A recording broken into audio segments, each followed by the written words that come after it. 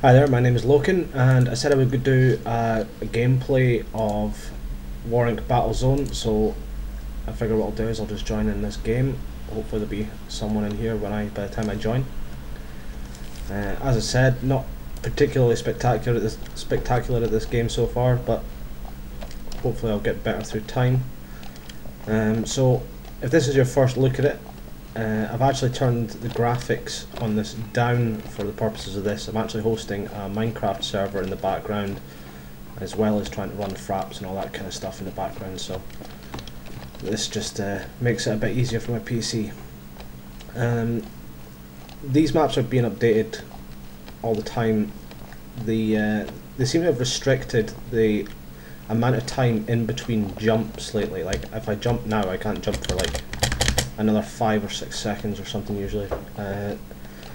But because they implemented that, they've had to change the way that you get around by putting all these ramps in rather than boxes that were up there before that you could kind of jump off. I'm not entirely sure how well I'm going to do here, because this is the first time I've ever kind of attempted a kind of live commentary while playing, so if I suck I apologise, but that's just the way things go. I don't actually have any equipment yet because I haven't bought any today. You have to, as I said before, you have to buy them on a daily basis. So at the moment I'm just running the assault rifle. I have a machine pistol, sorry, I've got a pistol and I have a machine gun, and that's it for now. The two abilities, which are a bit like perks in this game that I'm running, is the one for an extra 10% armor, which is why I won that first gunfight when I really should have lost it. And yeah, I was always going to lose that one. Never mind. Ninja Killer, which basically means after I get 3 kills in a row, I basically get a kind of, I guess it's like a UAV from Call of Duty. It allows me to see people on the map for, I think it's 30 seconds. It's kind of useful in smaller maps like this because usually there's more than just 2 people on it. But I mean, if I could see the entire enemy team, I know roughly where they're going to be because I could see nearly the whole map. The controls of this game are pretty much the same as every other shooter on the PC. Headshots are a big thing in this game.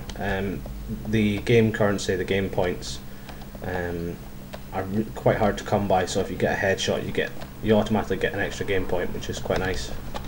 But it seems to be that if you get a headshot it's pretty much insta kill anyway.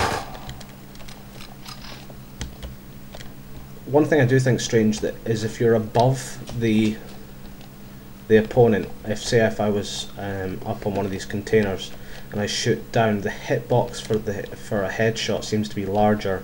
I don't know if that's intended or whether it's going to be changed, or if it's just something to do with the way the hitbox runs in this game. But you seem to be able to get some, like, even if I'm aiming for his body, it'll come up headshot, even though it's nowhere near his head, purely because I'm above him. The game has a sprint feature at the bottom of the screen there, as you can see the ammo at the bottom right. When you reload in this game, I think I mentioned before that you lose the clip, so it's best to try not to reload too often. So if you're used to reloading after every single gunfight, it's something you're going to have to get out of the habit of doing. I'm not entirely sure if they're going to have some different abilities or anything like that that allow you to retain it or not in future. All I do know is there is an ability that lets you double the amount of ammo that you can carry. That looks to be like a really useful thing to have. So usually he would have come up on my mini-map, but I think his perk allows him, no, he's using the Ninja Killer as well.